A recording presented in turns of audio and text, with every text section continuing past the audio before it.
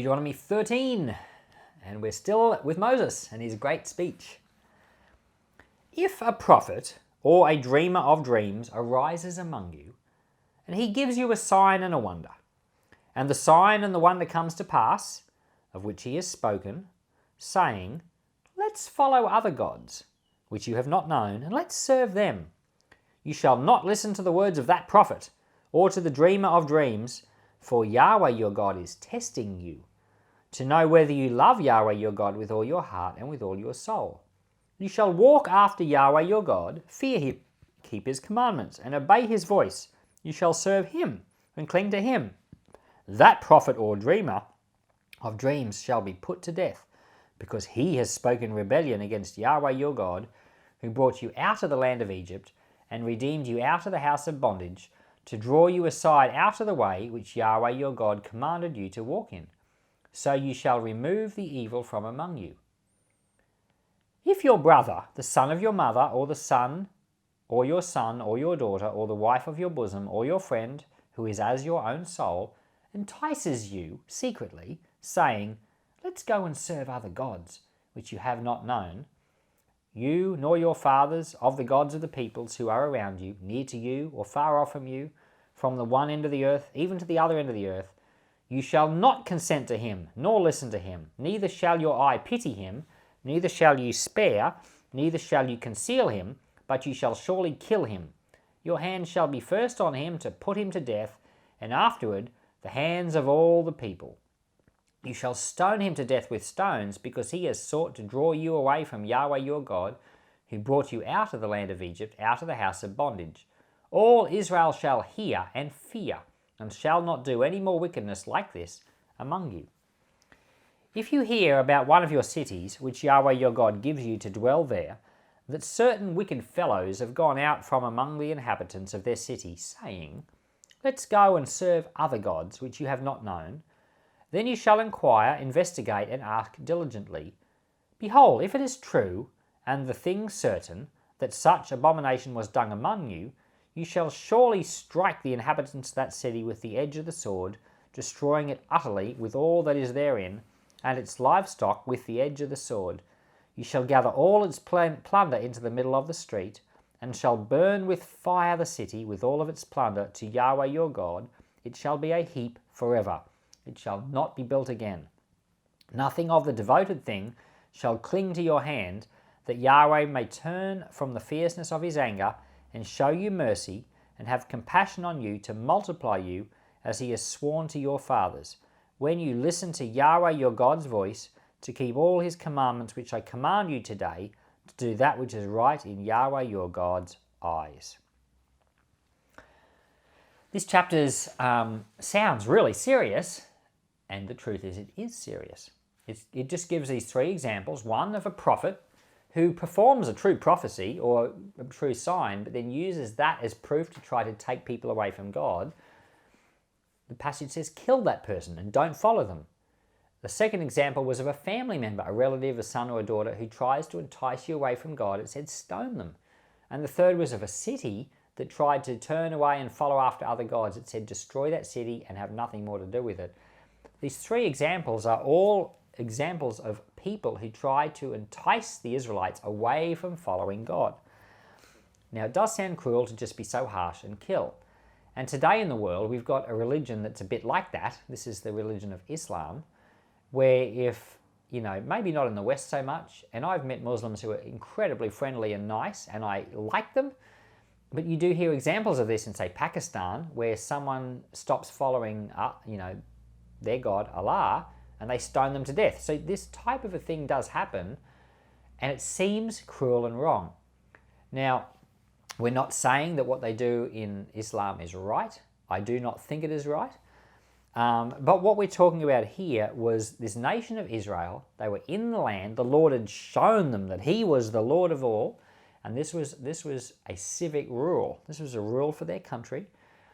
And as far as I know, there are actually no examples of this being carried out. And it's like a lot of these laws that seem so harsh. There's not really any examples of them actually being fulfilled, but they do demonstrate to us the seriousness with which we have to treat these things. Now, I heard a story And it may or may not be someone I'm related to, and I'm not saying it is, but I heard of a story of some people I know that visited the Grand Canyon in America, Colorado. And, as they're coming, Colorado, the Grand Canyon is so well known for deaths. People, they want to get close to the edge and look over and they fall off. I've got a book at home called Death in the Grand Canyon, and I read like 2 chapters, and it's just story after story. And I got sick of it because the whole book is like that. And it's just all the same thing. People dying in the Grand Canyon. Well, this story that I heard was of this family, that they were going to see the Grand Canyon, and the father of this family, he knew how children would get very curious and want to go right to the edge. So he threatened them in advance, and he says, "You shall not go near the edge. If you do, you'll be in big trouble." And so, of course, when they get to the Grand Canyon, what happens? One of the little kids just has to go right up to the edge and look over because it's so tempting. Well, of course, the dad gets a hold of that kid and drags him back and gives him a big spanking. You might think, why on earth? But no, it's because it was just so serious. And the father knew that in the mind of that child, it had to be serious for the sake of that child. So what we've got here is passages like this one we've just read, where the Lord is trying to show the Israelites that these things are just so serious. You've got to take your following of the Lord so seriously, and that you will have nothing to do with any other god. And it really is that serious. If you contemplate eternity, if you contemplate life, forever, cut off from the presence of God, it really is that serious. And so you've got things like this in scriptures which highlight to us the seriousness of it all. They should cause us to fear the Lord now, rather than scorn or mock, as some people are inclined to do. I've heard stories of people with cancer, and like say someone with cancer of someone with breast cancer, for example, and the surgeons say, we recommend a full mastectomy. They're gonna operate and completely remove the breasts, or it could be a man. We're gonna completely remove the prostate, or different parts of the body. They recommend complete removal because they want to make sure the cancer might only be this big, but they'll take this much. They'll cut. They want to make sure they are removing every tiny bit of cancer, because if they don't, the person will die.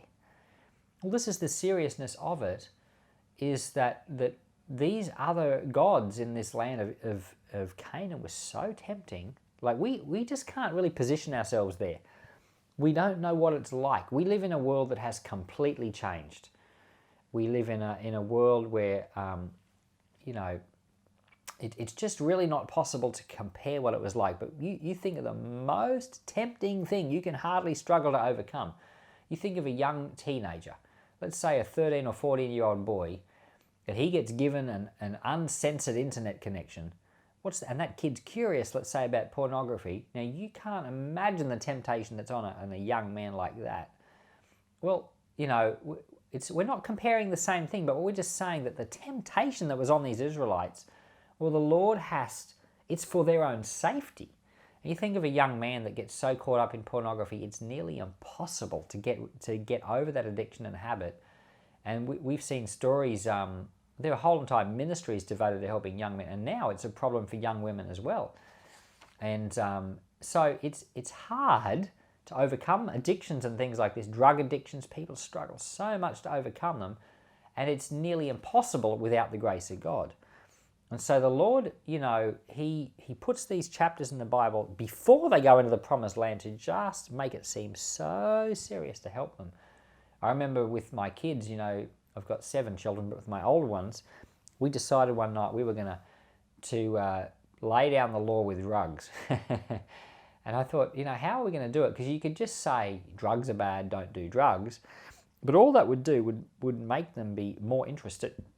And what we did was we ended up doing some research into different types of drugs that were out there, and we came across this drug called crocodile. It was a really popular drug in Europe and in Russia, but this drug caused people's skin to rot and fall off. And there were pictures on Google Images that were so ghastly. People with holes right through their skin from this drug use.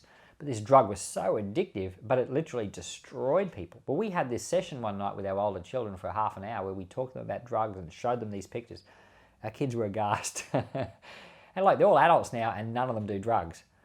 And I don't know that that was the cure in their case, but the point was we had to make it seem so serious to help them. Well, the Lord, he's trying to do that right here. Through Moses' words, he's trying to make it so serious.